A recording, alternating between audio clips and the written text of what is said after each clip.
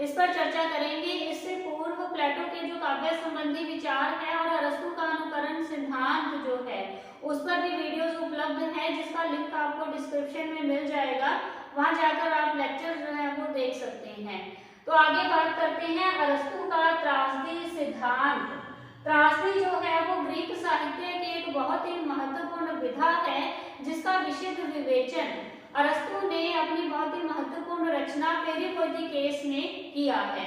अरस्तु जो है उन्होंने त्रासदी का संबंध जो है मुख्यतः नाटक के साथ जोड़ा है, और नाटक के अरस्तु ने दो भेद माने हैं, एक त्रासदी और दूसरा जो है वो कॉमेडी। कॉमेडी जिसे कॉमेडी भी कहते हैं।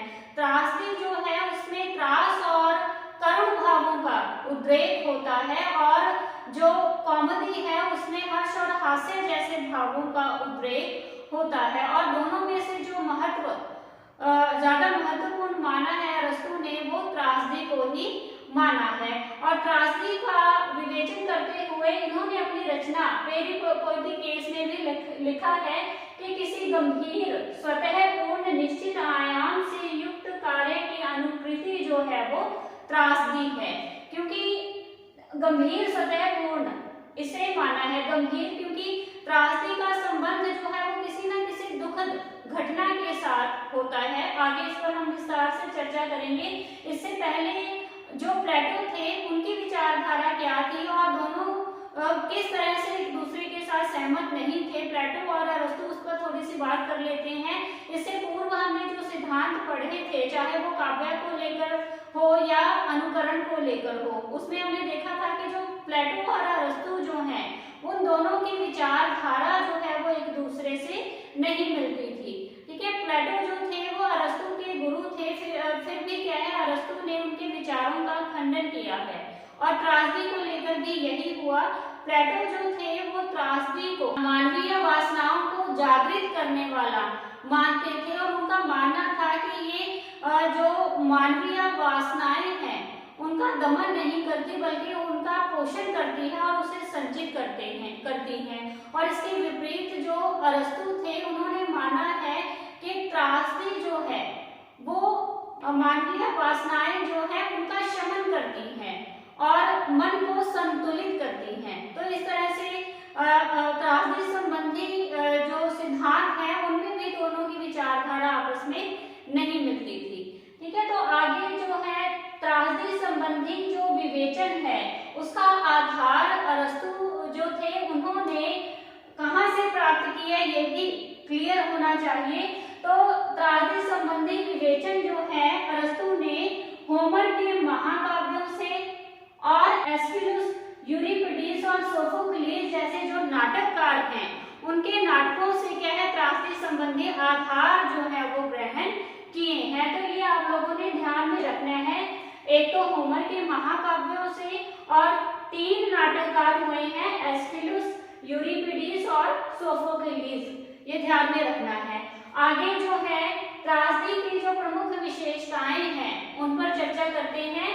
तो पहली विशेषता जो है वो है त्रासदी कार्य की अनुकृति है, व्यक्ति की अनुकृति नहीं है।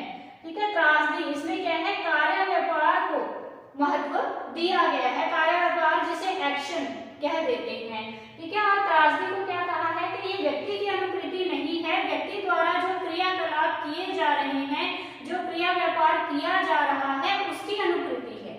ठीक है, मतलब उसकी नकल होती है, क्योंकि इसका संबंध जो है वो नाटक के साथ जोड़ा है।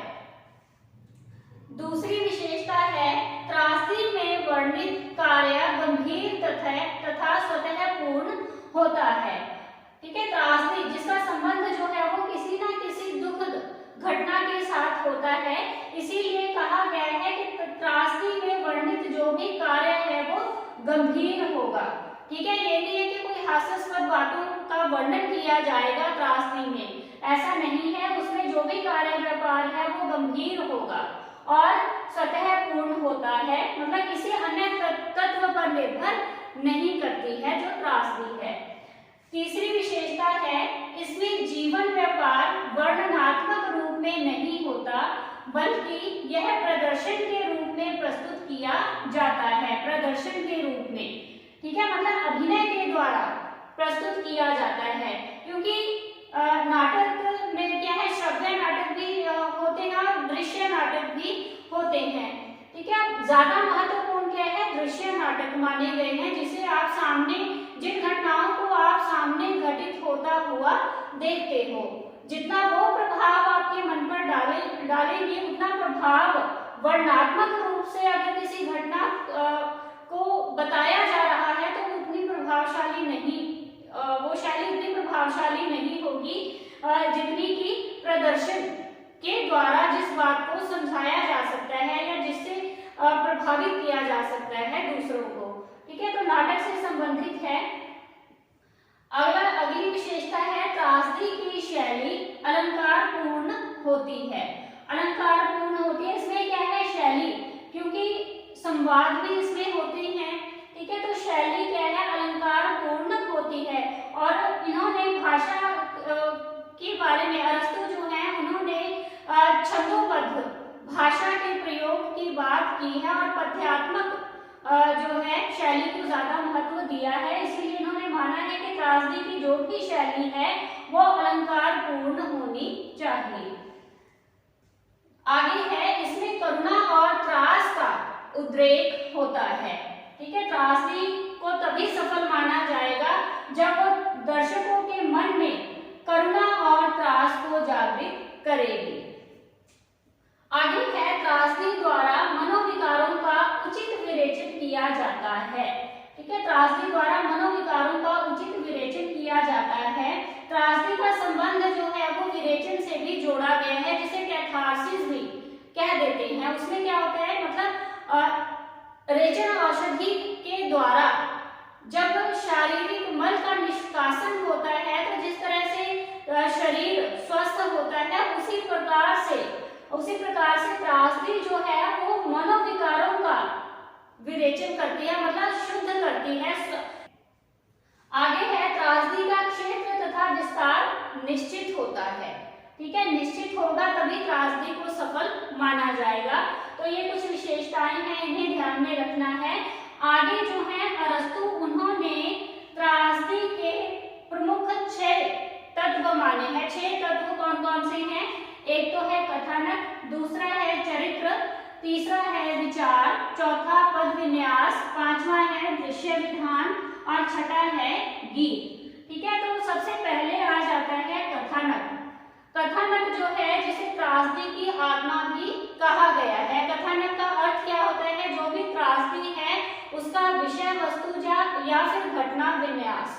ठीक है, जो भी घटनाएं होती हैं वही सभी क्या है, इकट्ठी आकर कथा वस्तु या कथानक का निर्माण करती हैं। अरस्तु की विचारधारा जब हम पढ़ते हैं तो उसमें पता चलता है कि जो अरस्तु है उनका दृष्टिकोण जो था वो वस्तुवादी था। ठीक है, वस्तुवादी मतलब बाह्य जगत को वो प्रमुखता देते थे। इसीलिए जो बाह्य जगत में घटनाएं घटित होती हैं, त्रासदी में उन्हीं विषयों को स्थान जो है वो दिया जाना चाहिए। ठीक है, तो आगे कथानक के लिए इम्पोर्टेंट क्या है, कौन कौन से ऐसे स्रोत हैं या कथानक के प्रकार क्या है, कथानक का आयाम क्या है, इस पर बात करेंगे। तो सबसे पहले आ जाते हैं कथानक के स्रोत। कथानक के स्रोत मतलब कहाँ से त्रासदी की जो कथा है वो प्राप्त हो सकती है। तो इसे 3 भागों में विभाजित कर सकते हैं। एक तो दंत कथा मूलक, दूसरा है कल्पना मूलक और तीसरा इतिहास मूलक। ठीक है, तो इसमें से उन्होंने दंत कथा मूलक को प्रमुखता दी है। दंत कथा मूलक, ठीक है, दंत कथा मूलक क्योंकि कल्पना जो है, एक तरफ तो कल्पना है और दूसरी तरफ इतिहास है। इतिहास में क्या होता है, सत्य और तथ्यों की बात होती है और कल्पना में सृजनशीलता आ जाती है। तो इन दोनों का समावेश जो है वो दंत कथा में हो जाता है और दंत कथा में कल्पना और इतिहास का जब समन्वित रूप आ जाता है तो इसका क्षेत्र जो है वो विशाल हो जाता है। इसीलिए त्रासदी के लिए उन्होंने दंत कथा को महत्व दिया है। आगे जो है वो है कथानक के प्रकार। तो दो प्रकार माने हैं कथानक के, एक है सरल कथानक और दूसरा है जटिल कथानक। सरल कथानक के अंतर्गत क्या आ जाती है, एक सूत्रीय कथा। ज्यादा उलझन नहीं होती और ना ही कोई मतलब और कथाएं, एक ही कथा होती है उसमें ये नहीं है कि और प्रासंगिक कथाएं भी साथ में चल रही हैं, ठीक है। और इसमें महान त्रुटि, स्थिति विपर्य या अभिज्ञान जैसी जो युक्तियां हैं उनका प्रयोग नहीं किया जाता। इस पर आगे हम बात करेंगे। सरल कथानक होता है, घटनाएं जो है वो बड़ी सरलता से, सहजता से चलती हैं। और दूसरा आ जाता है जटिल कथानक, ठीक है। जटिल कथानक में क्या है, एक तो मुख्य कथा होती है और कुछ प्रासंगिक कथाएं भी जो है वो साथ साथ चलती हैं, और जिसमें क्या है कुछ आकस्मिक घटनाएं और प्रत्याशित घटनाएं घटित होती हैं जो कथानक को उलझा देती हैं। जटिल कथानक, ठीक है। तो ये दोनों प्रकार आपने ध्यान में रखने हैं, एक तो सरल कथानक है और दूसरा है जटिल कथानक। आगे है कथानक का आयाम। आयाम जिसे विस्तार भी कहते हैं, आयाम। अरस्तु मानते थे कि दर्शक जो हैं उन पर त्रासदी का भाव तभी पड़ेगा जब कथानक का आयाम जो है वो निश्चित होगा, ठीक है। और कथानक का आयाम जो है वो इतना भी विस्तृत नहीं होना चाहिए कि दर्शक जो है उसके साथ आत्मसात ही ना कर पाए, और इतना भी सूक्ष्म नहीं होना चाहिए कि दर्शक जो है वो कथानक को समझ ही ना पाए, ठीक है। तो कथानक का आयाम क्या है, वो सुनिश्चित होना चाहिए जिसे दर्शक जो है वो एक ही दृष्टि में समझ जाएं और उन पर उसका उचित प्रभाव पड़े। आगे है नाटकीय युक्तियां। अरस्तु जो थे उन्होंने त्रासदी के लिए महान त्रुटि, अभिज्ञान और स्थिति विपर्य इन्हें बहुत ही महत्वपूर्ण माना है, इसलिए इससे संबंधित अवधारणाओं को समझना जरूरी है। तो सबसे पहले आ जाता है महान त्रुटि। महान त्रुटि जिसे हमर्षिया भी कहते हैं। अब त्रासदी का जो भी नायक है वो कोई अति मानव नहीं होता बल्कि साधारण मानव ही होता है, और जिसके चरित्र में गुण दोषों का होना जो है वो स्वाभाविक ही है। तो महान त्रुटि का संबंध जो है वो नायक की किसी चारित्रिक दोष या किसी चारित्रिक कमजोरी के साथ जोड़ा जाता है, और नायक में जो भी दोष है उसका संबंध जो है वो नैतिक दोष के साथ नहीं होता है, क्योंकि नैतिक दोष जो है, जो भी दर्शक हैं उनके मन पर त्रास या करुणा जैसे भावों को जगाने का काम नहीं करेंगे, ठीक है। तो महान त्रुटि में आ जाता है नायक की जो चारित्रिक कमजोरी है।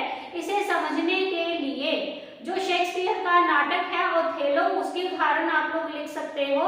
ओथेलो जो है वो एक ऐसा नायक था जो कानों का कच्चा था और बहुत ही सहज विश्वासी था, ठीक है, जिसका फायदा जो है वो नाटक का जो खल पात्र है इयागो वो उठाता है, जिसकी बातों में आकर इयागो की बातों में आकर जो ओथेलो है वो अपनी पत्नी पर पहले तो शक करता है और फिर उसकी हत्या कर देता है, ठीक है। इस तरह से उसका संपूर्ण जीवन जो है वो त्रासदी से भर जाता है, और उसी त्रासदी का प्रभाव जो है जो नाटक देखने वाले दर्शक हैं उन पर भी पड़ता है, और ओथेलो के प्रति उनके मन में करुणा का भाव जागृत होता है। तो इस तरह से महान त्रुटि को आपने याद रखना है। दूसरा है अभिज्ञान।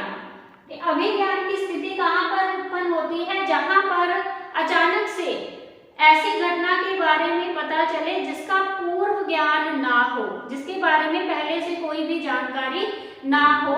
इसे समझने के लिए क्या है, सोफोक्लिस का एक नाटक है एडिप्स रेक्स, इसमें से उदाहरण देखी जा सकती है।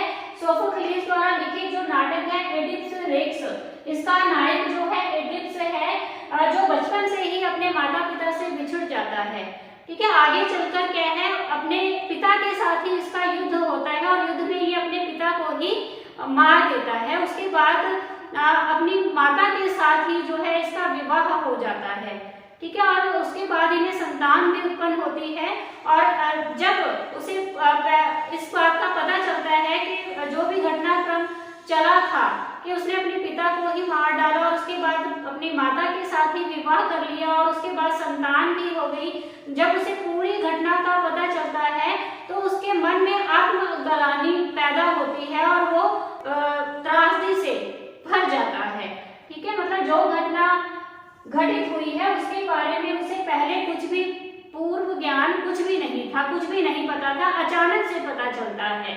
ठीक है, तो ये अभिज्ञान की स्थिति है।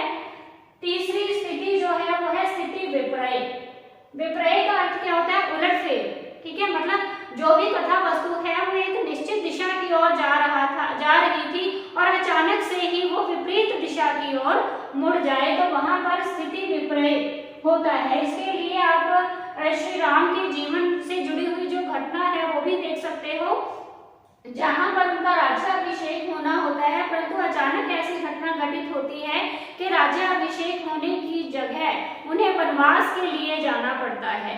ठीक है, कथानक में क्या है? अचानक से मोड़ आ जाता है। तो इन तीनों को आपने ध्यान में रखना है, महान त्रुटि, अभिज्ञान और स्थिति विपर्य। अगला पॉइंट जो है वो है कथानक की संरचना के अनिवार्य गुण। ठीक है, ऐसे कौन कौन से गुण हैं जो प्रभावशाली संरचना के लिए जरूरी है? सबसे पहला है एकान्विति। एकान्विति का संबंध जो है वो कथा की एकता के साथ है, मतलब जो भी घटनाएं हैं वो आपस में संबंधित होनी चाहिए। दूसरा पॉइंट है संभाव्यता। संभाव्यता का अर्थ क्या है? ये नहीं कि जो घटनाएं घटित हो चुकी हैं या जो घटनाएं घट रही हैं केवल कथा उसी से संबंधित हो। संभाव्यता का अर्थ क्या है कि आगे क्या घटित हो सकता है, किस चीज की संभावना है, उससे भी संबंधित जो है वो कथा वस्तु जो है उसे होना चाहिए। तीसरा जो है वो है पूर्णता। पूर्णता मतलब जो भी कथानक है उसका एक आदि होना चाहिए, मध्य होना चाहिए और अंत होना चाहिए। ठीक है, पूर्ण होनी चाहिए जो भी कथानक है। सहज विकास होना चाहिए। कौतूहल, कौतूहल मतलब जिज्ञासा की भावना जागृत करे जो भी दर्शक हैं, ऐसे कथानक होना चाहिए। और करुणा तथा त्रास की योजना देखनी चाहिए। जब भी आप कथानक की संरचना कर रहे हो, करुणा और त्रास की योजना उसमें होनी चाहिए। और करुणा और त्रास की जो है योजना वो तभी सफल होगी जब नायक का उत्कर्ष दिखाया जाएगा। ठीक है, तो इसे ध्यान में रखना है। दूसरा पॉइंट है चरित्र चित्रण। इससे पूर्व जितने पॉइंट्स किए हैं वो कथानक से संबंधित हैं और दूसरा पॉइंट आ जाता है चरित्र चित्रण। तो चरित्र चित्रण में नायक जो है वो बहुत ही महत्वपूर्ण भूमिका निभाता है त्रासदी में, क्योंकि जितनी भी कथानक में घटनाएं घटित होती हैं वो प्रत्यक्ष या अप्रत्यक्ष रूप से नायक के साथ ही जुड़ी हुई रहती हैं। और त्रासदी का नायक होना कैसे चाहिए? कुलीन होना चाहिए, वैभवशाली, तेजस्वी, समृद्ध और प्रभावशाली होना चाहिए। इसके अतिरिक्त त्रासदी का जो भी नायक है उसे निर्दोष या अति सज्जन व्यक्ति नहीं होना चाहिए, क्योंकि जब किसी भी नाटक में ऐसे सज्जन व्यक्ति का उत्कर्ष दिखाया जाएगा तो जो भी दर्शक हैं उनके मन में करुणा या त्रास उत्पन्न नहीं होगा बल्कि निराशा उत्पन्न होगी। और दूसरा क्या है? जो भी नायक है उसे खल पात्र नहीं होना चाहिए, क्योंकि खल पात्र का भी जब उत्कर्ष दिखाया जाएगा तब भी जो दर्शक है उनके मन में किसी प्रकार की कोई करुणा जो है वो उत्पन्न नहीं होगी। ठीक है, अगला पॉइंट जो आ जाता है वो है विचार। ठीक है, विचार के लिए उन्होंने दो तत्व प्रमुख माने हैं। एक तो बुद्धि तत्व को प्रमुखता दी है और दूसरा जो है वो भाव तत्व को प्रमुखता दी है। तो भाव तत्व को उन्होंने ज्यादा महत्व दिया है, क्योंकि भाव जो है उन्हीं का संबंध जो है वो हमारे मनोवेगों के साथ जुड़ा हुआ रहता है। जो भी हमारे मन में करुणा है, त्रास है, हर्ष है, उल्लास है, उन सबका संबंध जो है वो भाव तत्व के साथ ही रहता है। अगला पॉइंट जो है वो है पद विन्यास। पद विन्यास का अर्थ क्या है? शब्दों द्वारा अर्थ की अभिव्यक्ति करना। शब्दों द्वारा अर्थ की अभिव्यक्ति करना मतलब कि भाषा के साथ अभिव्यक्ति करना। और भाषा किस प्रकार की होनी चाहिए? अलंकार पूर्ण भाषा का प्रयोग जो है त्रासदी में करने के लिए अरस्तु ने बल दिया है। ठीक है, और भाषा जो है उसमें लय, सामंजस्य और गीत का समावेश जो है वो होना चाहिए। इसके अलावा छंदोबद्ध भाषा के प्रयोग को भी प्रमुखता दी है और प्रसाद गुण संपन्न भाषा होनी चाहिए जो भी त्रासदी है। मतलब चलती फिरती जो क्षुद्र भाषा है उसके प्रयोग को जो है वो नहीं माना गया है। अगला पॉइंट है दृश्य विधान। दृश्य विधान का अर्थ क्या है? रंगमंचीय साधनों का प्रयोग। और त्रासदी में हमने पढ़ा है कि कार्य व्यापार जो है वो चरित्रों के माध्यम से संचालित होते हैं और अगर उनकी प्रस्तुति करनी है तो उसमें दृश्य विधान प्रमुख होता है। दृश्य विधान मतलब रंगमंचीय साधनों का प्रयोग। इसमें आ जाता है मतलब नायकों की वेशभूषा या मंच पर जो भी सजावट है उससे संबंधित आ जाता है दृश्य विधान जो है। पर अरस्तु जो है उन्होंने दृश्य विधान को अनिवार्य अंग नहीं माना है, क्योंकि दृश्य विधान जो है इसका संबंध मंच शिल्पी के साथ है, कवि के साथ नहीं है।